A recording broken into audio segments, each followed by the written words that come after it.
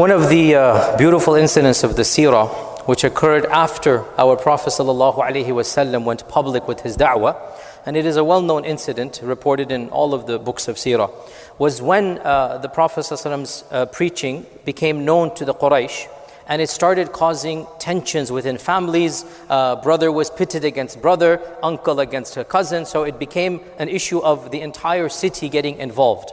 And one of the senior members of the Quraysh by the name of Utbah ibn Rabi'ah, he was in the delegation of the Nadwa, that was their parliament if you like. He was one of the senior MPs. The Quraysh did not have one chieftain. After Ibn Abdul Muttalib, they didn't have one king. They had all of the chieftains basically in a parliament. And one of the members was Utbah ibn Rabi'ah. And he asked the delegation, he asked the Congress, the Nadwa, he asked them, do you authorize me to negotiate on your behalf and to make some conditions so that we can end all of this tension? They said anything as long as he stops preaching this message. So Utbah ibn Rabi'ah went to the Prophet ﷺ, found a time and place that there was nobody there in front of the Kaaba. By the way, who is Utbah? Utbah ibn Rabi'ah, he is the father-in-law of Abu Sufyan. His daughter is Hind. And the one that, the Hamza incident, Hind. This is the father of Hind. Utbah ibn Rabi'ah is the one that when the incident of Ta'if happened, Utbah was the one that said to the Christian slave, go and give the grapes. That was the garden that belonged to Utbah outside of Ta'if. When he saw the Prophet, he saw what happened, he had a merciful moment that this is my nephew. He was from the Quraysh. He is the second cousin of the father of the Prophet. So he's from the Quraysh, but he is not from the exact lineage. And by the way, Utbah also is the one in the Battle of Badr. In the Battle of Badr, when the Prophet was lined and he saw the Quraysh on the other side, and they saw a man with a turban around his face, and he was on a red camel, meaning a very expensive, very beautiful camel, rushing in the front of the ranks. And they couldn't hear what he was saying. But the Prophet knew, because Allah told him, Jibreel told him what the man is saying. The Prophet said, if there is any good in the people, they will listen to the man on the red camel. This is Utbah ibn Rabi'ah, okay?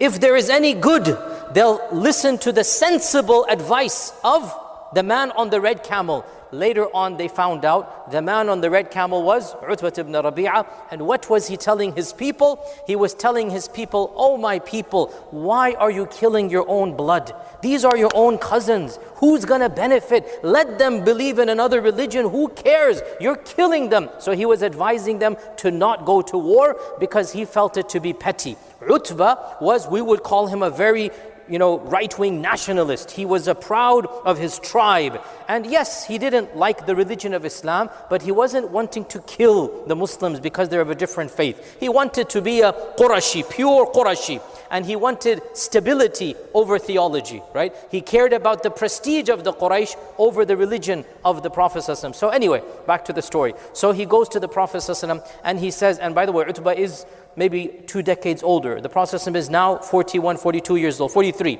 Utbah is in his late 50s, early 60s. Utbah is one of the senior members. He's seen the Prophet ﷺ as a child. He's an elder of the Quraysh.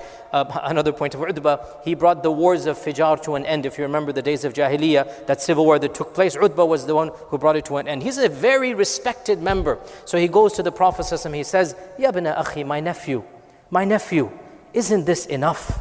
Haven't you caused enough problems? You have divided our qawm. Look, his paradigm is very different. What is he worried about? He's not worried. He wants to have unity. He wants to have what we call the national sentiment. He wants to have the pride of the Quraysh. That's who he is. You have divided our people. You have caused families to be broken up. You have made one Qurashi against another Qurashi. You have considered our icons to be ridiculous, meaning the gods, right? These are our icons. Imagine if, an American disrespect the flag, right? That's like, this is our icon. You know how they react. Similarly, he's saying, you have considered our icons to be ridiculous. And then he asked him, who is more knowledgeable, you or Abdul Muttalib? Meaning, Abdul Muttalib, he is your grandfather. How could you be correct and he be wrong? Who is more knowledgeable? Anta a'lam? Are you more knowledgeable than your own grandfather? And the Prophet ﷺ was silent.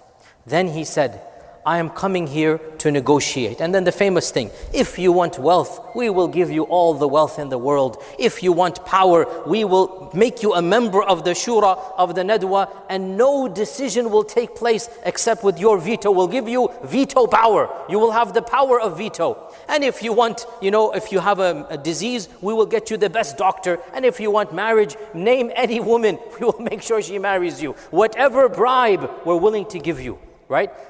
The Prophet ﷺ remained quiet. Then he said, أَفَرَغْتَ يَا أَبَا الْوَلِيدِ? Are you now done, O Abu al-Walid? Because his son is Walid ibn Utbah. Are you done, O Abu al-Walid? He said, yes. So then the Prophet ﷺ said, listen to what I have to say.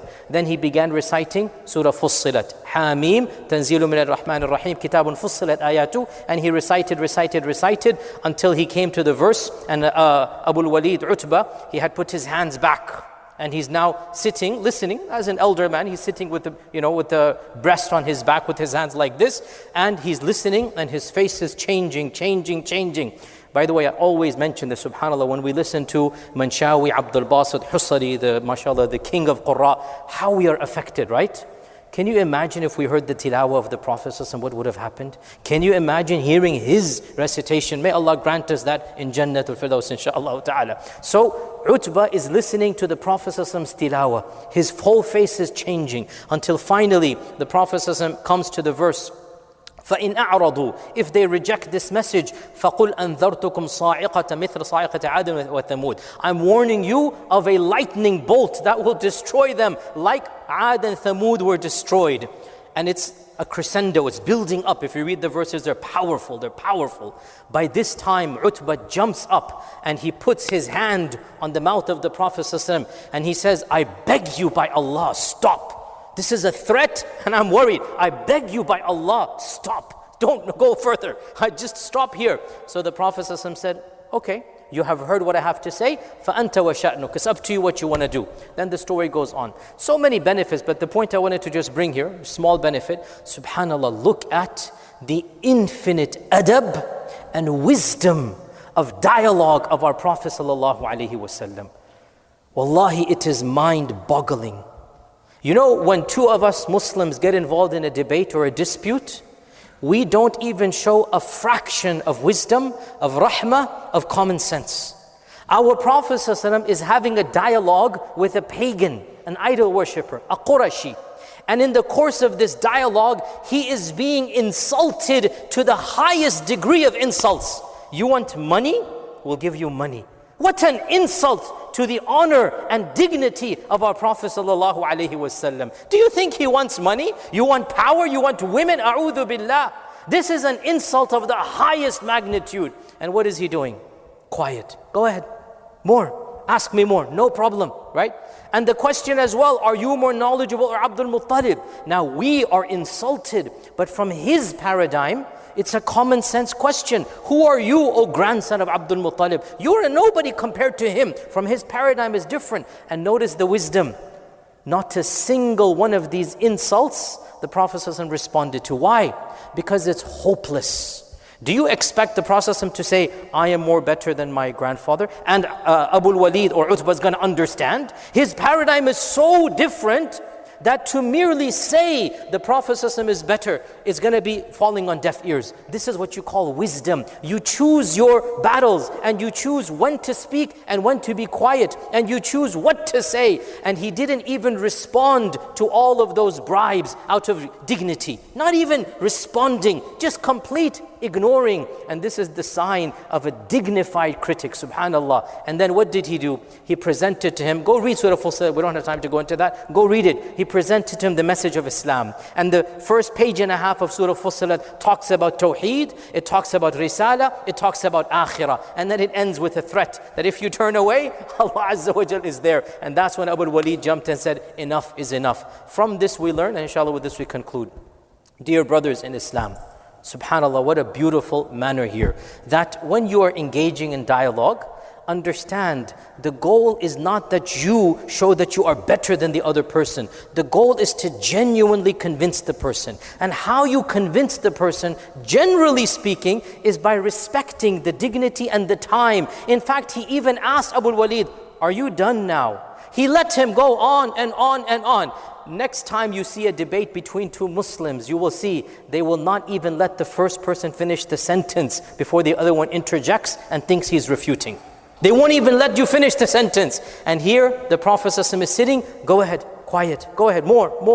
When he's done, he even asks him, anything else? Anything left? This shows you simple common sense adab. And then also the wisdom in how you respond, right? The paradigms are so different that the Prophet ﷺ would not even have been successful if he tried to negotiate with Abu al-Walid. I don't want money. That would be insulting to even say that. Oh, I am better than Abdul Muttalib. That would not fly on his ears. So you just ignore that and you move to your solid points. And the solid points are what? The Quran, Tawheed, Risala. In any case, this beautiful anecdote is full of wisdom, and it shows us the dignity of our Prophet ﷺ, and it shows us some etiquettes of how we debate and dialogue. May Allah subhanahu wa ta'ala cause us to benefit from the seerah of the Prophet ﷺ.